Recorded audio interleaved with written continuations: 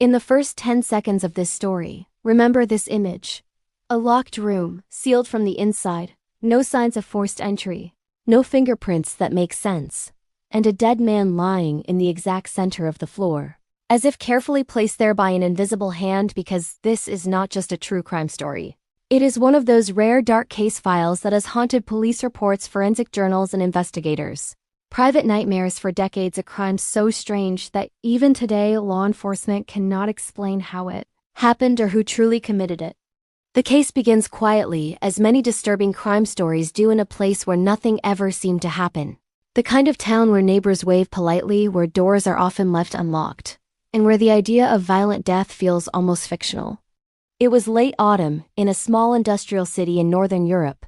The year was 2008, and the cold had already started to creep into the concrete walls of aging apartment blocks, one of which belonged to the victim, a man named Elias Werner, 46 years old. Divorced, no children, an electrical engineer by profession, introverted by nature, known to colleagues as punctual, meticulous, and almost painfully routine-driven. Elias lived alone on the 4th floor of a gray building constructed in the 1970s. A structure with narrow hallways, a single stairwell, and a malfunctioning elevator that most residents avoided. He was not rich, not poor, not famous, and had no criminal record, which is exactly why what happened to him would later become one of the most perplexing entries in modern true crime history. Elias was last seen alive on a Friday evening by a neighbor who shared the same floor. She would later tell police that he nodded politely, held a grocery bag in one hand, and unlocked his apartment door with his usual calm precision. There was nothing unusual about his behavior, no sign of fear or distress, just another man returning home after work. But that was the last confirmed sighting of him alive. 3 days later, on Monday morning, his employer reported him missing after he failed to show up to work for the first time in 12 years. Repeated phone calls went unanswered, emails bounced back unread, and by early afternoon, the police were asked to perform a welfare check. When officers arrived at the building, they immediately noticed something odd. The door to Elias's apartment was locked from the inside, the chain was engaged, and the peephole showed darkness beyond. There was no sound, no smell, no indication of anything wrong. Yet when the building supervisor unlocked the door using a master key, what they found inside would shock even the most experienced investigators. Elias Werner lay dead on the living room floor, positioned flat on his back, arms straight at his sides, legs aligned as if arranged deliberately. His eyes were open, staring upward, his mouth slightly parted, and most disturbingly, there were no visible wounds, no blood, no overturned furniture. No signs of a struggle. The apartment itself looked almost sterile in its orderliness. Dishes washed, bed neatly made, laptop closed, phone placed face down on the kitchen table, and the windows locked. The air felt heavy, unnatural, like the room itself was holding its breath.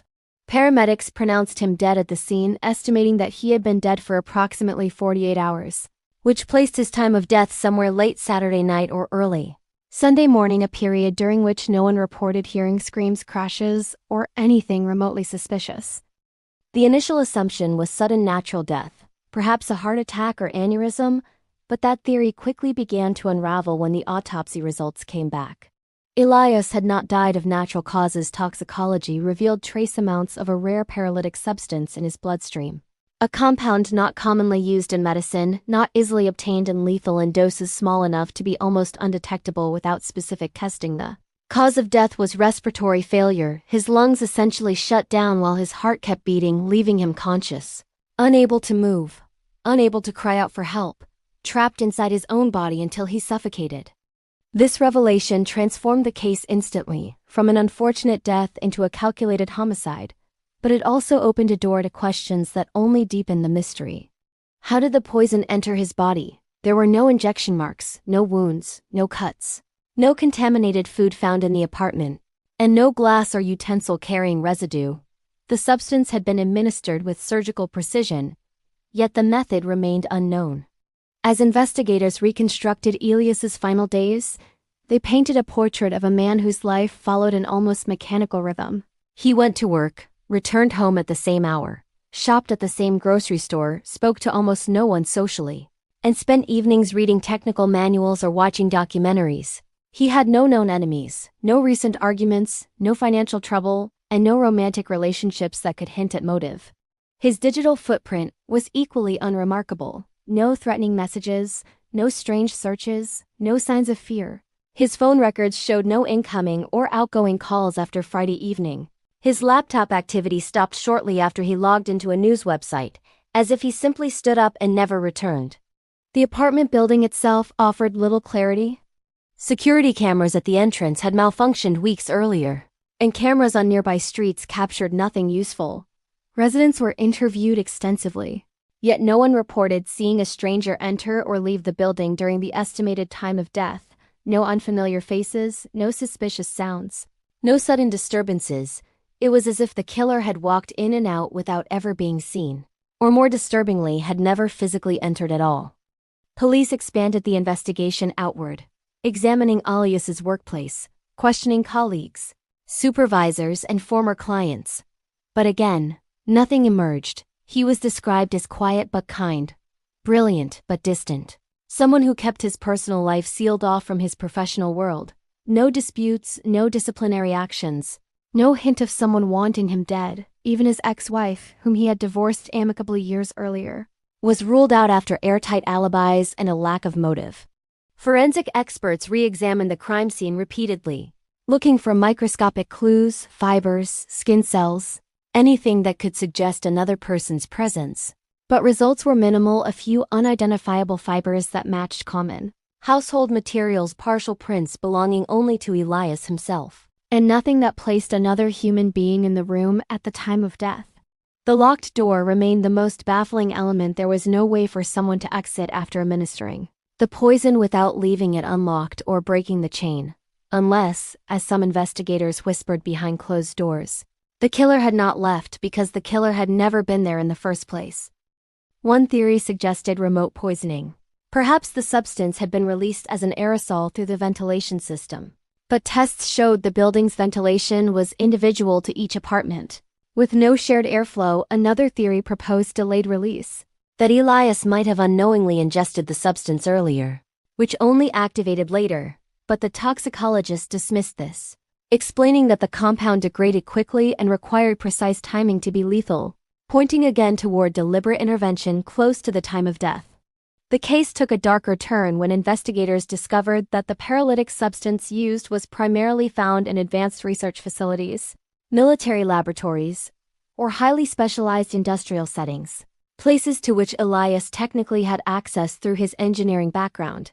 But there was no evidence he had stolen or mishandled any materials, and no reports of missing compounds from any facility he had ever worked with.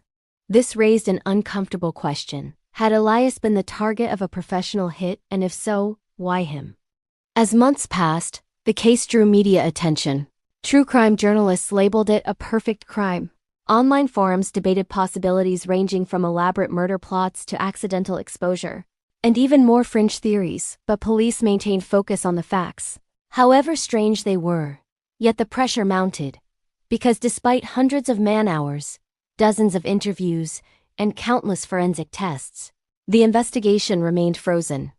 Then came what many thought would be the break. A maintenance worker reported that on the night of Elias's estimated death, he had briefly seen the lights flicker in the building, a minor electrical disruption lasting only seconds for most people. It meant nothing, but to detectives, it raised the possibility of tampering. Perhaps someone had cut power to disable alarms or cameras, yet a review of the power grid showed no outages, no surges, nothing that could be linked directly, and the lead collapsed under scrutiny, adding yet another dead end to the growing pile. Years later, in a last effort to solve the mystery, the case was reopened, reviewed by a new team using updated forensic technology. They retested samples, re-interviewed witnesses, reconstructed the apartment digitally, and even attempted experimental recreations of the poisoning under controlled conditions. But every attempt ended the same way, with more questions than answers. No one could replicate a scenario in which the poison could be administered inside that locked room without leaving evidence, without physical access, and without detection. Today, the death of Elias Werner remains officially classified as homicide by unknown means, an unknown perpetrator, a rare designation that reflects both certainty and total ignorance. Police know he was murdered, but they do not know how or by whom. And that uncertainty is what makes this case linger in the shadows of true crime history, discussed in hushed tones, featured in Dark Case files and studied by criminologists as an example of how even modern science can fail to explain human malice. The public reaction has evolved from shock to fascination to quiet unease because cases like this challenge our fundamental belief that every crime leaves a trace, that every killer makes a mistake, that with enough time and technology, the truth will eventually surface. Yet here, we are years later still staring at a locked door that refuses to open. And so, as we reach the end of this Dark Case Files episode, we are left not with closure but with silence. A man dead in a room no one else could enter, a weapon no one can fully identify, and a motive lost to time, making this one of the most unsettling true crime stories ever recorded that reminds us how fragile certainty really is.